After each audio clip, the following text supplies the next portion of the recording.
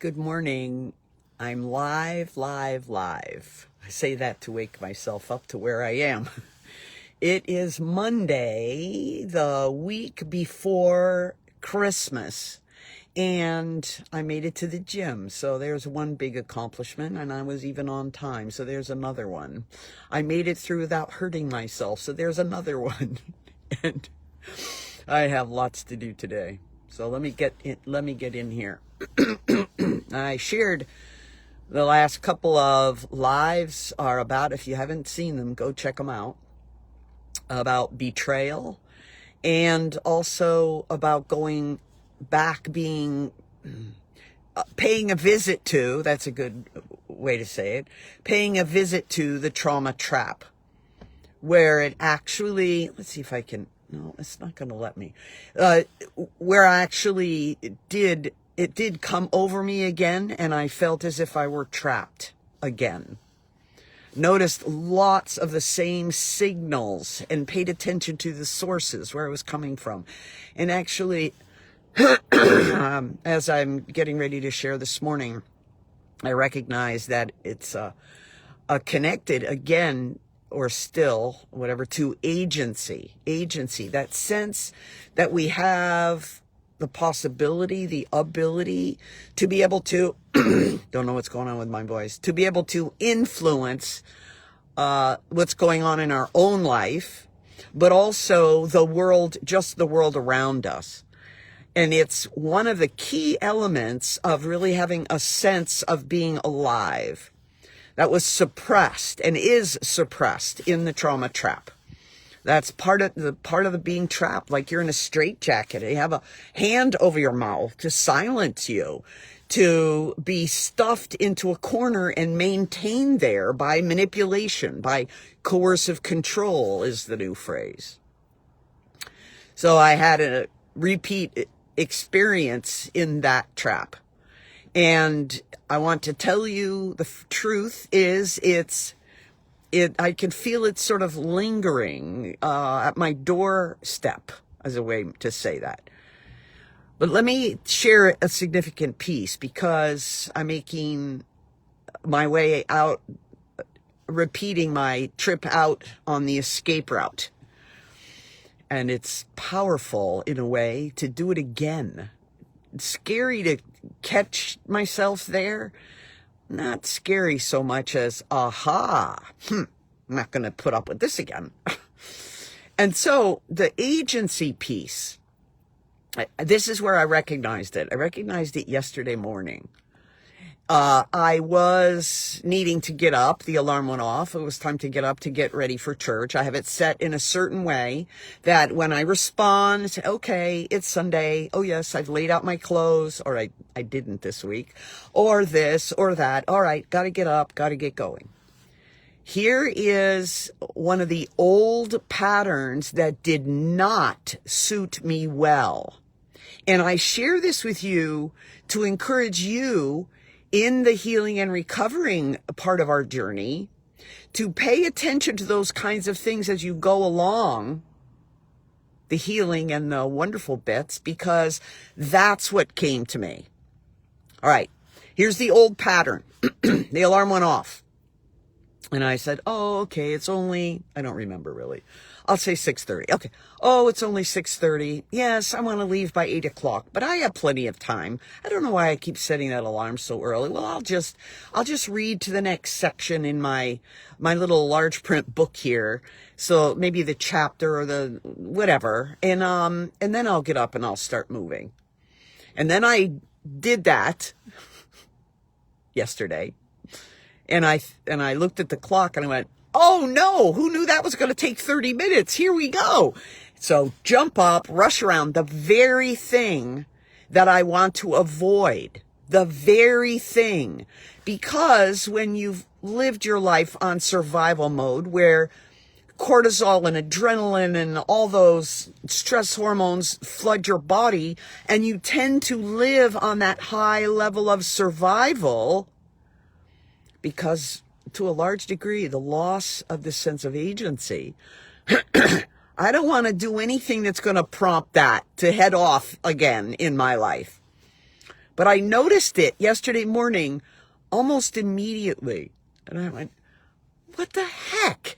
But I had to pick up my clothes, get my shower so my hair would start drying, dash downstairs, start to turn the burner on, get my oatmeal started, dash upstairs, do the rest, put my makeup on, and dash downstairs, get everything in the bowl, I'll get all ready to go. Oops, I gotta do my hair. It's dry enough now. Dash back up the stairs, make sure it's all right. Ooh, a little bit of hairspray spritz and on and on.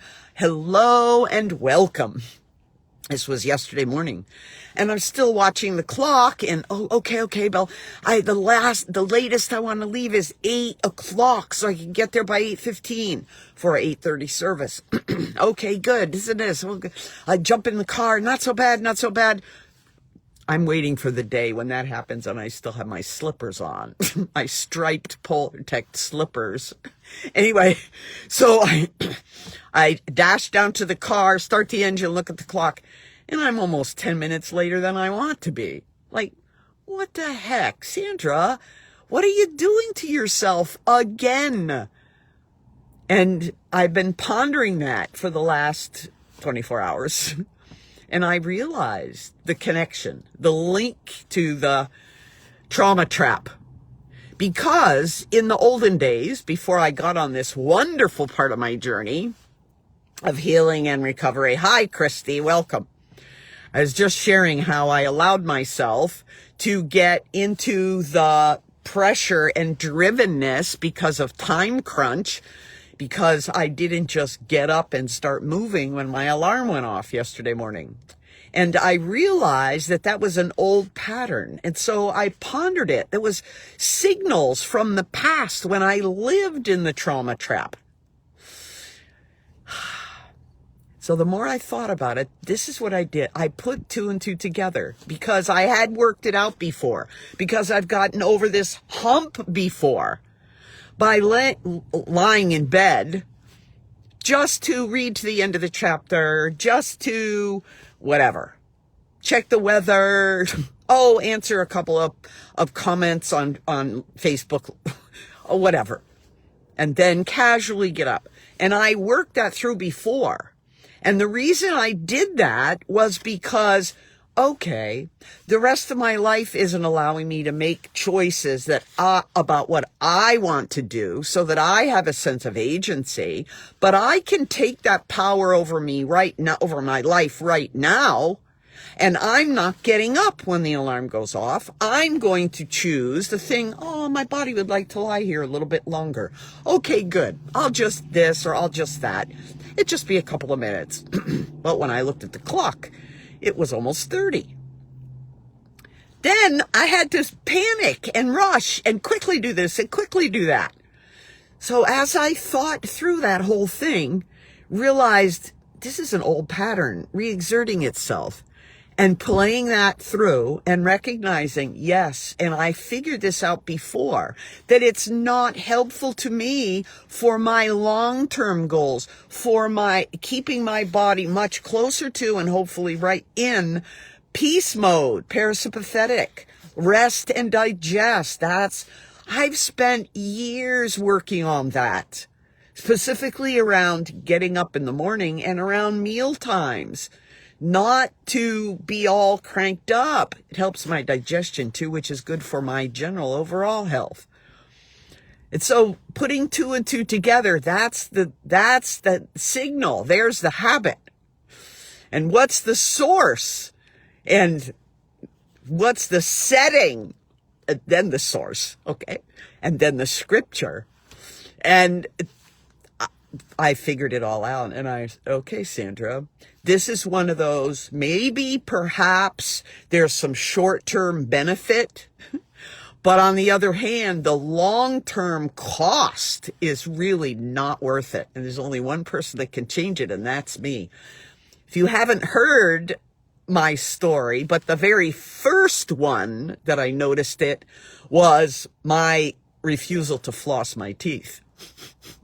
After every checkup, my hygienist would remind me and so on and so on. I go, I know it's valuable. I know it's important. Maybe I would do it 1 or 2 days.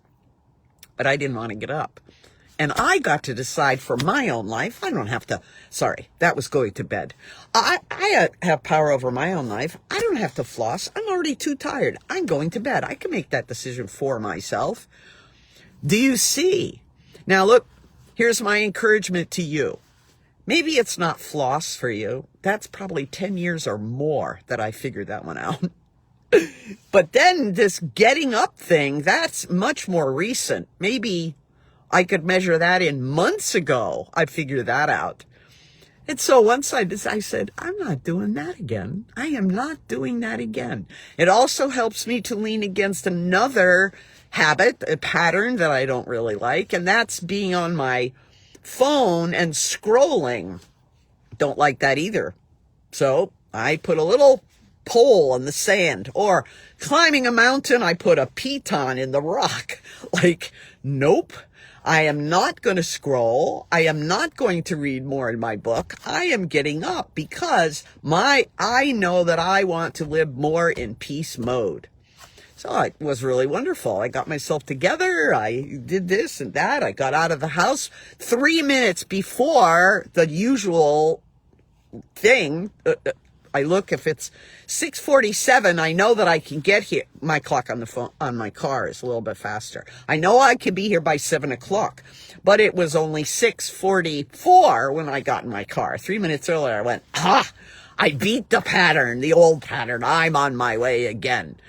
And when that happens, just for your excitement, it's much easier to slide back into a healthy pattern once you've done the intentional, you've used intentionality and you've broken the pattern once before. Sliding back into the healthy one, the healthy pattern, the one that really reflects the effort, the goals, the understanding that short-term goals come out of faulty perspective, but they're set up, they're poor coping skills, and I don't have to live there because I'm mature now. I have a God wisdom infused perspective on reality.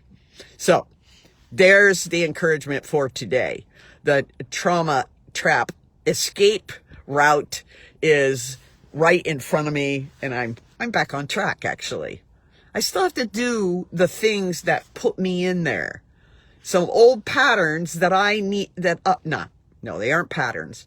Some old actions that I had to take that were very draining. I didn't want to have to do them, but for my own health and well-being, I needed to do them. So, yes, if you've watched them, the trauma betrayal videos that I put on, yep, I'm still going to need to do those actions, but it's not, the influence on my life is being neutralized by God's grace, by Christ's healing. So today is Monday, and I trust your Monday, that Jesus will trust, I trust your Monday as much as mine, that Jesus will bless you along your own healing and recovery journey too. Thanks, Christy, for hanging in there. Do a comment, or anybody following up later on. Share it with somebody else that you know that might be able to be encouraged, because God does teach. God does grow. Awareness is his invitation to new life, the kind that only Jesus can provide. Bye-bye.